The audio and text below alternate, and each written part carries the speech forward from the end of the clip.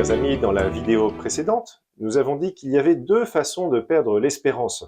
Soit en pensant que quoi qu'il arrive, nous n'irons pas au ciel, c'est le désespoir, soit en pensant que nous n'avons plus besoin de faire d'efforts pour y aller, c'est la présomption.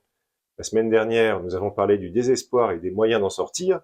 Aujourd'hui, nous allons parler de la présomption et des moyens d'en sortir.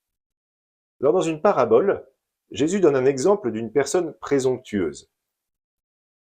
À l'adresse de certains, c'est saint Luc qui raconte, à l'adresse de certains qui étaient convaincus d'être justes et qui méprisaient les autres, Jésus dit la parabole que voici.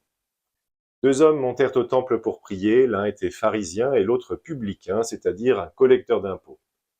Le pharisien se tenait debout et priait en lui-même, « Mon Dieu, je te rends grâce parce que je ne suis pas comme les autres hommes. Ils sont voleurs, injustes, adultères, ou encore comme ce publicain. Je jeûne 2 fois par semaine et je verse le 10e de tout ce que je gagne. » Le publicain, lui, se tenait à distance et n'osait même pas lever les yeux vers le ciel, mais il se frappait la poitrine en disant, « Mon Dieu, montre-toi favorable au pécheur que je suis. » Je vous le déclare, quand ce dernier redescendit dans sa maison, c'est lui qui était devenu un homme juste plutôt que l'autre. Qui s'élève sera abaissé, qui s'abaisse sera élevé. Alors la présomption, en quoi cela consiste-t-il? La présomption consiste à penser qu'on est déjà sauvé. Elle peut être de deux sortes, selon qu'elle s'appuie sur l'homme ou sur Dieu, d'une certaine manière. Dans le premier cas, la personne présomptueuse s'appuie donc sur ses propres forces, sur l'homme. Elle oublie qu'elle a besoin de la grâce de Dieu, et elle finit par se casser la figure. C'est ce qui est arrivé à saint Pierre, par exemple. Il a trop compté sur ses propres forces, quand il a dit à Jésus qu'il le suivrait jusqu'à la mort, et quand le moment de l'épreuve est venu, eh bien, il n'a pas tenu le coup et il a trahi Jésus. Nous rencontrons cette sorte de présomption à un degré moindre, chez les personnes qui pensent qu'il leur suffit de faire des choses pour être sauvées, et elles en oublient l'amour de Dieu, la grâce de Dieu. Les activistes spirituels, on pourrait les appeler comme ça par exemple, vont s'investir à fond dans leur paroisse, ils vont réciter de nombreuses prières, mais ne vont pas construire une relation profonde avec Jésus. Et ça se manifeste par exemple dans le fait que ces personnes n'ont pas d'accompagnement spirituel, ou qu'elles méprisent les conseils qu'elles reçoivent. Et ces personnes sont plus dans le faire que dans l'être.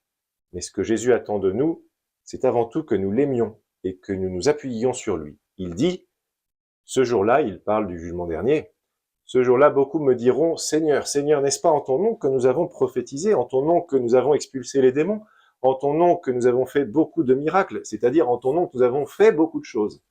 Alors je leur déclarerai, dit Jésus, je ne vous ai jamais connu, écartez-vous de moi, vous qui commettez le mal. Ce type de présomption se soigne par l'abandon à la volonté de Dieu, par l'humilité, par la prière confiante, par la demande de pardon, par le recours au conseil d'un accompagnateur spirituel compétent. Alors, dans la deuxième sorte de présomption, l'homme présume de la toute-puissance ou de la miséricorde divine en ne faisant rien de son côté, en espérant obtenir son pardon sans conversion. Or Dieu nous pardonne tout, c'est certain, mais à condition que nous lui demandions pardon. Ce deuxième type de présomption provient dans le fond de l'orgueil. Le présomptueux, dans ce cas-là, exige que Dieu lui donne le bonheur du ciel alors qu'il mène une vie qui est incompatible avec cela. Et cela, ça se soigne par l'humilité, par l'examen de conscience qui est suivi d'un acte de contrition sincère avec la résolution de ne pas recommencer. Comme toujours, le recours à l'intercession de la Vierge Marie qui est un modèle d'humilité et d'un immense secours.